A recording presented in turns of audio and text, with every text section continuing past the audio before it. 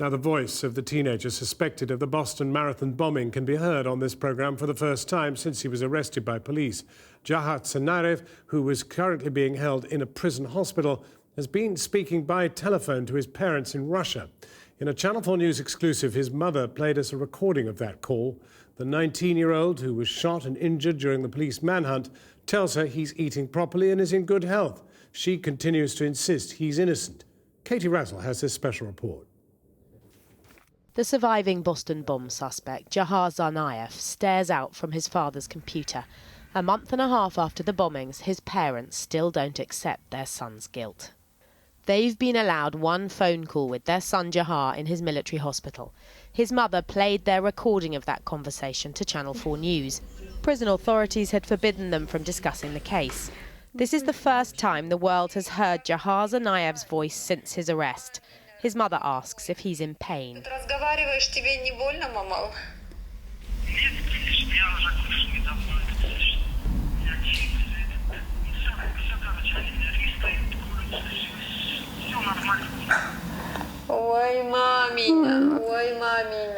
You are my life, she tells him. You need to be strong. To which he replies,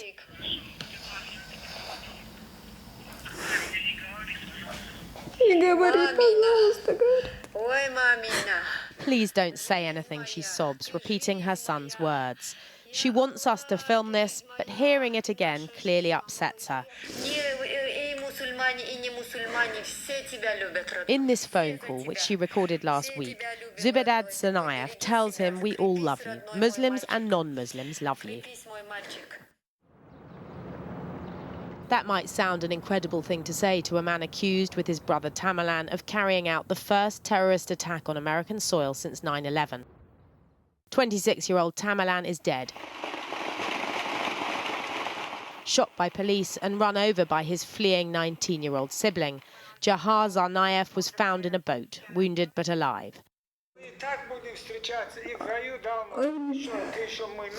In the phone call, his father, Anzor, tells him they will meet in heaven. We're going to be together, he says. Ребенок в шоке, сам не понимает, что случилось, что случилось с ним. Я понимаю, что я здесь человек в шоке, потому что справедливость ушла, нету ее. На ровном месте непонятно, что случилось с ним. I felt like he would scream that, what's going on, what's going on. He would ask the world, what's going on? But Mama, instead he was just calming me down, you know what I mean? He was trying to calm me down, Mama, you don't worry about anything. This is the military prison in Massachusetts where Jahar Tsarnaev is being held. Already charged, he could face the death penalty. The American authorities say he confessed to interrogators. Police sources also claim Jahar scrawled a message in the boat where he was hiding that the attack was retribution for Muslim deaths in Iraq and Afghanistan. But his parents are adamant it's a setup, though they denied to Channel 4 News reports that in the phone call he had told them he was innocent. In reality, he didn't need to. It is terrible what happened, but I know that my kids did not do it. She isn't alone. The family is involved in a free Jahar website, complete with videos trying to exonerate their son.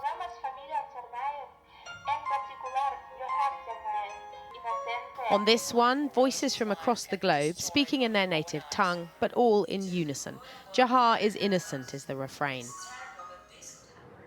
It's a view reflected in Dagestan, the parents' home, and on the graffitied streets of neighbouring Chechnya, where years of fighting the Russian military and suffering abuse from the security forces has forged a total distrust in what the authorities say.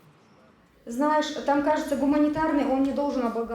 Tsarnaev says she's been inundated with calls offering support and money for their cause. They've raised $8,000 so far.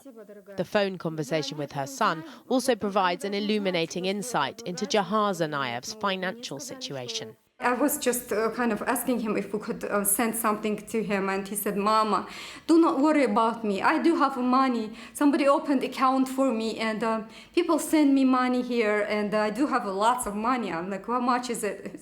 $1,000. The Zanayev parents have lived in Dagestan since they returned from the US last year. Jahar was due to visit them just 3 days after the bombings, they said. In the phone call, his father tells him this. We were waiting for you on the 18th at home. Not in our worst nightmares did we imagine this, Jahar. He said, Mama, passport is going to be like in my hands in a week. So, and the visa, it's not a problem, Mama. We're already taking care of it.